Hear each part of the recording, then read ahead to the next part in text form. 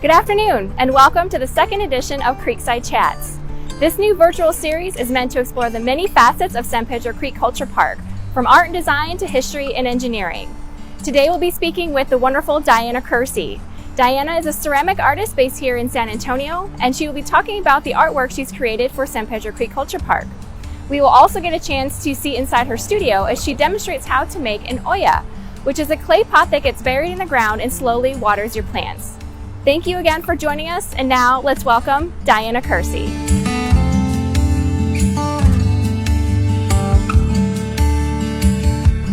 Hi, my name is Diana Kersey. I'm one of the artists that created artwork on the San Pedro Creek, and we're out here today looking at Martin Street, and I've got four different artworks on all four corners of Martin Street, and they're all about the history of this area. And Martin Street, interestingly, was four different street names in the history of San Antonio. It's been named North 3rd, it's been Lakeview, it's been named Hidalgo, and then finally it got named after Andrew Martin, who was one of the heroes of the Alamo. So over on Santa Rosa Street, those murals are about the history of Santa Rosa, which leads to Santa Rosa Hospital.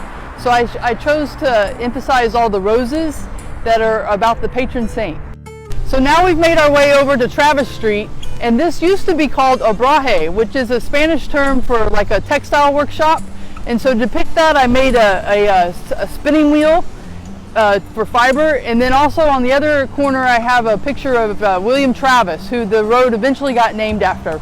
So if you're interested to learn more about my work on the bridge and also work of all the other artists, San Pedro Creek Culture Park has an app that you can download on your smartphone, and so while you're walking up and down the creek, you can check it out and read more about the artworks. So next we're going to show you, I've created a homemade little video about how to make irrigation ollas for your garden this fall. I'm going to make one on the potter's wheel and show you that, but I'm also going to show you how to make one by using ready-made terracotta planters. So I hope you enjoy. Hey, I'm so glad you're here today. I wanted to have an opportunity to show you guys how I make my garden ollas, and then I'm going to, a little later in this video, I'm going to show you how to put together your own, so you don't necessarily have to learn how to use a potter's wheel. Okay? Okay, the first thing we're going to make is the lid.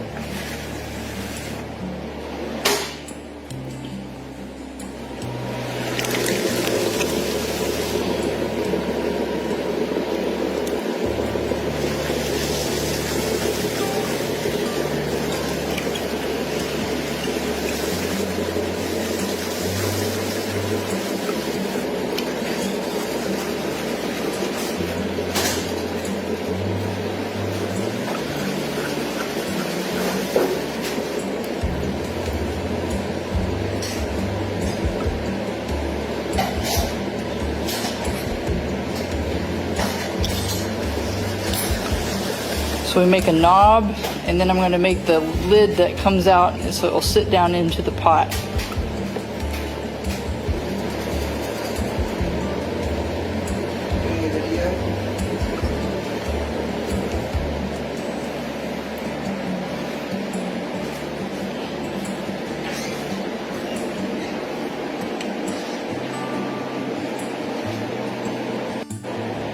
Okay, so then the next part is to make the actual pot, and the pot is what's going to be buried underground for the most part, and I will only fire the pot to a temperature where the clay is still porous, and so that way when I put water in the pot, the water will migrate through the walls of the pot underground, and the roots will grow to the pot and start pulling the moisture directly out.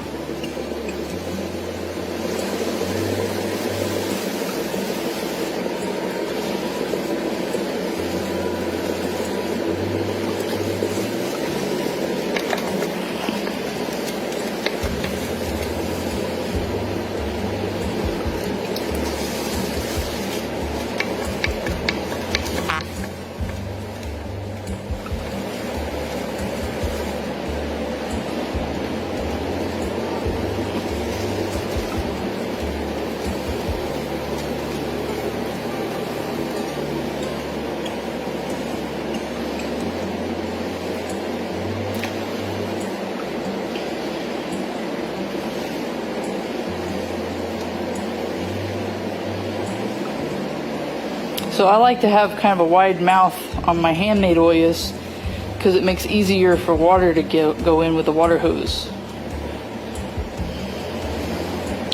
Or if you harvest rainwater, this is the most efficient way you can disperse of that rainwater, because using olla irrigation has been proven to use about 70% less water than any type of surface irrigation you could come up with, because all the water goes right to the benefit of the plants. Then once the olla is dry, I'll go ahead and decorate the lid, and I use underglazes, which will stain the clay a certain color. And then once that underglaze is dry, I'm going to go and dip the pot in glaze and put it in the kiln so that it will be ready to use. So this lid then will sit and plug the hole for our olla. Alright, now I've got this nice amber glaze that I use in all of my work. I'm going to give it a quick stir. This has got a bunch of iron oxide in it, and when it's fired, that's what makes it turn a beautiful amber, kind of honey brown.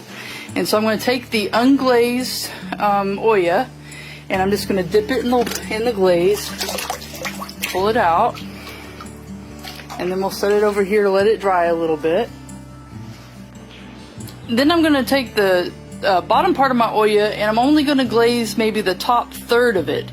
And this isn't really a necessary thing to do. I just do it for decorative purposes because it looks pretty, and this is the part that will be above ground. And then I suppose I'm going to have to hold on my phone, not drop it, sorry.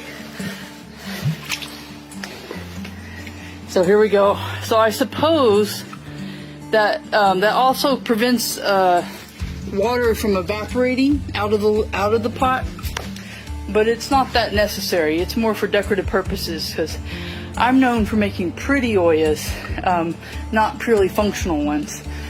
So the next thing we're going to do is put this in the kiln, fire it. Then I'm going to pull it out and show you what it will look like, and then you're going to make your own. Okay. Welcome back. So if you recall, I just put the pot in the kiln, and I talked how beautiful my amber glaze was, and guess what? I mislabeled a glaze bucket, and so I actually have a beautiful green glaze for the olla. But this is what that olla looks like when it gets fired, and when I use it, what I'm going to do is I'm going to dig a nice big hole in the ground, and then I'm going to put my pot, my olla in the middle of it, and bury it up to about where the glaze mark is. And then I'm going to plant my plants around it, and the plant roots are going to grow up to the pot, and then I'm going to add water only inside the pot. And so that way the water will go through the walls of the pot, because the pot's so porous.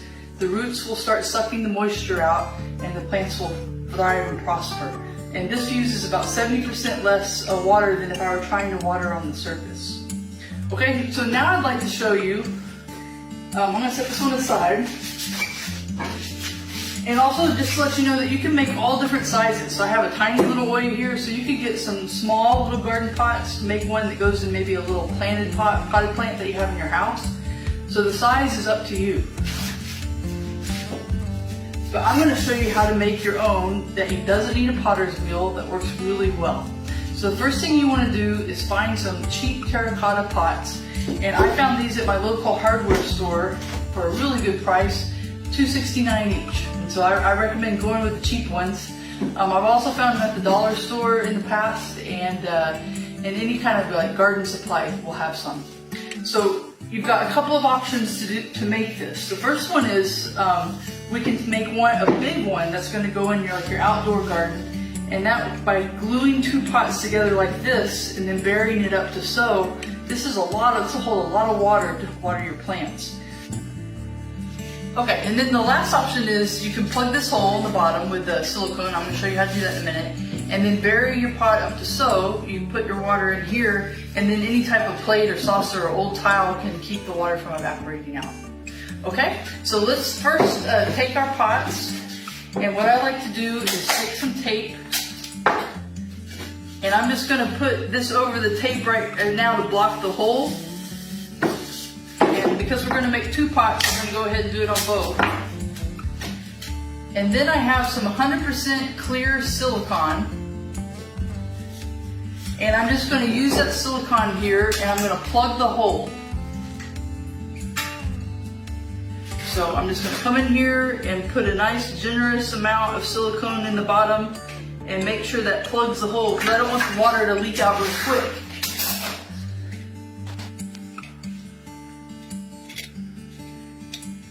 And you can be messy because no one's ever going to be able to look in here. Then on this one, I'm going to take a nice bead and place that all the way around the pot. A good thick bead. I'm going to want to provide a little bit of a cushion with the silicone and not be a thin part so that, because I don't want water to leak.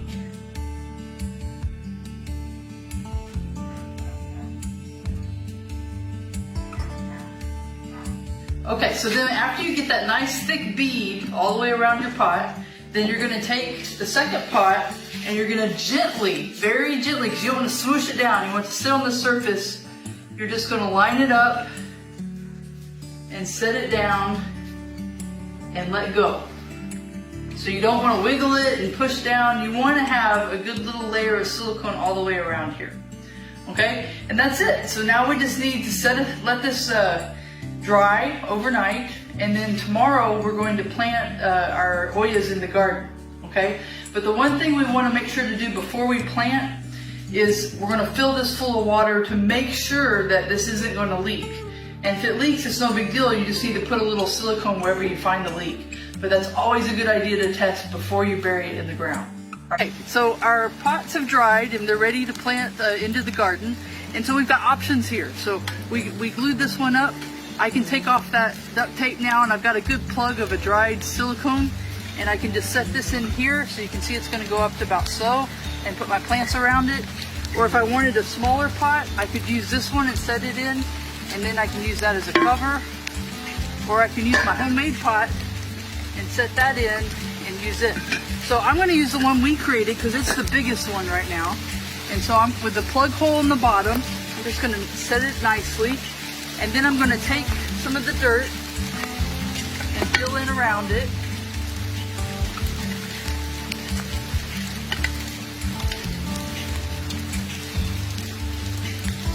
And then I've just started planting my plants right up against the ollas.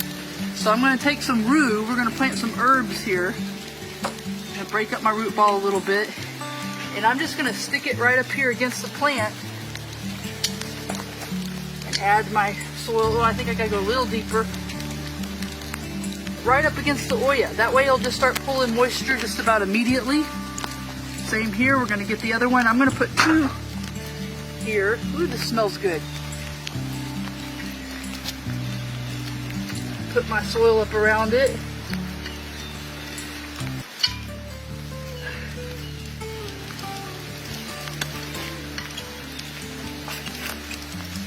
Okay, and then the next step is I'm going to fill it up with water.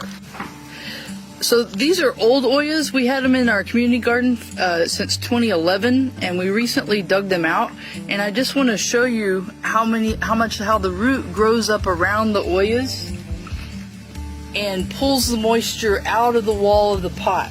And so when we took these out, you could see how effective they were and how the plants had sought out the moisture that was in the pot.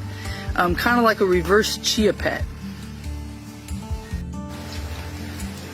Alright, so then the very last thing we're going to do is fill it up. So I'm going to add a little water here to the hole.